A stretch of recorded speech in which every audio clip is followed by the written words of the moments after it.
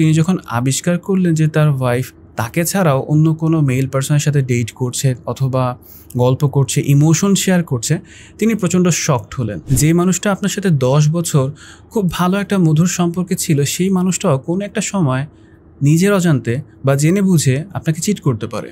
একটা কাপল কেস দিয়ে আজকের ভিডিওটা শুরু করছি। যে কাপলের কথাগুলো বলছি বা কেসটা বলছি, তাদের কোনো আইডেন্টিটি আমি আসলে ডিসক্লোজ করছি না, জাস্ট কেসটা বোঝার জন্য আপনার সাথে শেয়ার করছি এবং এই কেস থেকে আমরা আসলে কি জানতে পারি বা কি ইনসাইট পেতে পারি সেই বিষয়টা নিয়ে আজকের ভিডিওতে আলোচনা করব। তো মিড-30 একটা কাপল আমার কাছে আসেন।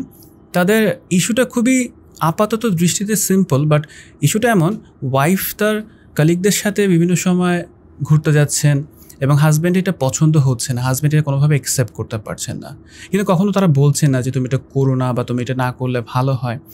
একটা সার্টেন পিরিয়ড পরে হাজব্যান্ড জানতে পারেন যে তার ওয়াইফ কোনো একটা কলিগের সাথে ইমোশনালি অ্যাটাচড হয়ে গেছেন। কাজ করতে করতে তাদের মধ্যে ভালো লাগা শুরু হয়েছে এবং এই ভালো লাগাটা আসলে এক্সট্রা ম্যারিটাল অ্যাফেয়ার্সের দিকে এখনও যায়নি, বাট যাওয়ার চান্সেস আছে। হাজব্যান্ড এমনটা মনে হচ্ছে। তাদের 10 বছরের সম্পর্ক, এই 10 বছর তার কখনো মনে হয়নি তার ওয়াইফ তাকে ছাড়া অন্য কোনো মেল পার্সনের প্রতি অ্যাট্রাক্টেড হতে পারে বা ভালো লাগা কাজ করতে পারে। হঠাৎ করে তিনি যখন আবিষ্কার করলেন যে তার ওয়াইফ তাকে ছাড়াও অন্য কোনো মেল পার্সনের সাথে ডেট করছে অথবা গল্প করছে, ইমোশন শেয়ার করছে, তিনি প্রচণ্ড শকড হলেন অ্যান্ড তিনি কোনোভাবে বিশ্বাস করতে পারছিলেন না। সেশন টাইমে তিনি আমাকে বললেন যে আকাশ ভাই, আমি কখন আসলে কল্পনাও করিনি যে আমার ওয়াইফ আমাকে ছাড়া অন্য কারোর সাথে ইমোশনালি অ্যাটাচড হতে পারে। তার এটা ধারণাতেই ছিল না এবং তিনি এটা বিশ্বাস করতে পারছিলেন না। এটা হচ্ছে তাদের মূল ঘটনা যে কি ঘটেছে তাদের সাথে। এখন আমরা আসলে এই কেস থেকে আসলে কি খুঁজে বের করতে পারি বা আসলে কি করার আছে বা কি বোঝার আছে। দেখেন, আমরা সবসময় একটা মানুষকে খুব অন্ধের মতো বিশ্বাস করি, যাদের প্রতি আমরা ইমোশনাল অ্যাটাচ থাকি তাদেরকে অন্ধের মতো বিশ্বাস করি যে ও তো আমাকে ছাড়া কখনো অন্য কারোর সাথে ইনভলভ হতে পারে না। কারণটা কি কারণে হতে পারে না? হওয়ার চান্সেস থাকতে পারে। পৃথিবীতে কোনো কিছুই সার্টেন না যে এটা হবে না, হতে পারে না।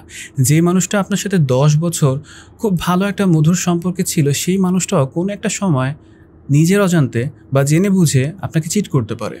আপনার সেটা খারাপ লাগতে পারে, তার কোনো কথা আপনার আসলে খারাপ লাগতে পারে। আমরা যখন বিশ্বাস করি, আমরা অন্ধের মতো বিশ্বাস করা শুরু করি যে ও কখনো এটা করতে পারে না, ওর পক্ষে এটা করা সম্ভবই না। আমি মনে করি একটা মানুষকে 50% বিলিভ করা উচিত অ্যান্ড 50% তাকে চেক করা উচিত বা রিচেক করা উচিত। বিষয়টা এমন, আমি বিশ্বাস করব আমার পার্টনার কখনোই চিট করবেন না, তিনি আমার প্রতি লয়াল আছেন, এই সবগুলো বিষয়ে আমি বিলিভ করি, বাট এটা 50%। বাকি যে 50% আছে এটা আসলে আমাকে রিচেক করতে হবে যে আদতে চেয়ে আসলে যা বলছে সত্য বলছে কিনা। এটা এমন না যে সবসময় তাকে ডাউট করতে হবে, সবসময় তাকে চেক করতে হবে। আপনি মাসে একবার দুবার তাকে একটু চেক করতে পারেন, সারপ্রাইজ দেওয়ার জন্য হোক, যে কোনোভাবে হোক, তাকে একটু দেখা যে তিনি যেটা বলছেন আদৌ সত্য বলছেন কি না। কেসে ফেরত আসি। কেসে এই যে ওয়াইফ, তিনি তার হাজব্যান্ডকে বলতেন তিনি ব্যস্ত আছেন, ফোন এঙ্গেজ থাকতো এবং হাজব্যান্ড এটা বিলিভ করে নিত যে হ্যাঁ আসলেই ওর তো কাজের অনেক ব্যস্ততা আছে, সেটা ব্যস্ত থাকতেই পারে। কিন্তু তিনি এই ব্যস্ততা দেখিয়ে অন্য কারোর সাথে বাইরে ঘুরতেন এবং এটা জানার পর হাজব্যান্ড প্রচণ্ড শকড হয়েছেন। সো যে কোনো রিলেশনশিপ, স্পেশালি যেখানে ইমোশন এঙ্গেজড আছে, ইনভলভ আছে, সেক্ষেত্রে আমাদের উচিত 50% তাকে বিশ্বাস করা যে না সে যা বলছে সব সত্য, অ্যান্ড 50% তাকে একটু চেক করা তিনি আসলে সত্য বলছেন কিনা। এভাবে যদি আমরা সম্পর্কগুলোকে মেনটেন করতে পারি, তাহলে আমার মনে হয় না যে আপনি সবসময় ধোঁকা খেয়ে যাবেন বা আপনি সবসময় চিটেড ফিল করবেন। একটা মানুষের মধ্যে যেমন কিছু ভালো গুণ থাকে, গুড কোয়ালিটিস থাকে, ঠিক তেমনিভাবে তার কিছু এরিয়াস অফ ইমপ্রুভমেন্টের জায়গা থাকে বা এমন কিছু শেড থাকে যেগুলো আসলে প্রকাশ পেলে জিনিসটা খারাপ হতে পারে।